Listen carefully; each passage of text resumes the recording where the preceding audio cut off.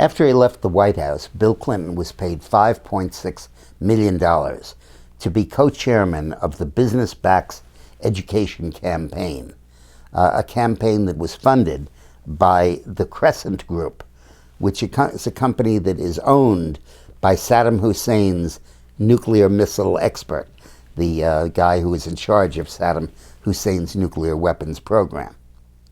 At the same time, a subsidiary of Crescent, Gulf Tanner Company, got a 35-year lease from the Obama administration to operate Port Canaveral. Port Canaveral is adjacent to Cape Canaveral, the Kennedy Space Center, and the most active strategic base of the United States Air Force. Gulf Tanner is partially owned by a Russian company that makes Club K container cruise missile systems. That's a system that puts 8 cruise missiles in an ordinary-looking container, such as you see on trucks and ships all over the world, and can be exported in that container, and nobody can tell it's a cruise missile.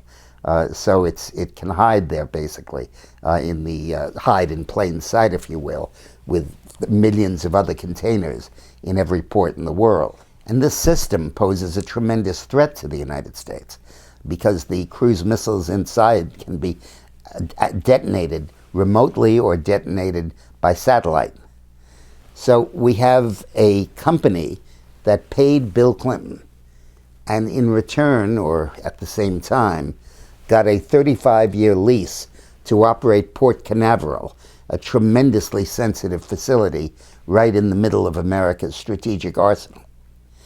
And this sale, this lease, did not have to be approved by the Committee on Foreign Investment in the United States, the committee that approved the Uranium One deal. And the guy who said it didn't have to be approved was Secretary Lew, the former Treasury Secretary under Obama, and at the time in control of the Treasury, and Bill Clinton's former Chief of Staff. So put this together.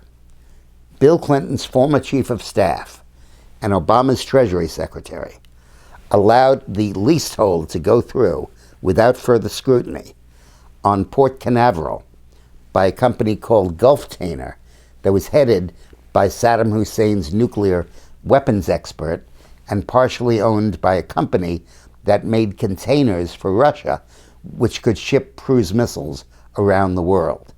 Retired Navy Admiral and the former Commander-in-Chief of the U.S. Pacific Fleet, James A. Lyons, wrote that this deal really threatens American security and makes us vulnerable through Port Canaveral to these cruise missiles going all over the country and all over the world. So we need to explore this deal. It's potentially as explosive and dangerous as the Uranium One deal, giving Russia control over 20% of our uranium deposits. And it may be connected to the $5.5 million Bill Clinton got and pocketed as direct income from this foundation effort. This is very troublesome and really needs to be investigated. Thanks for watching.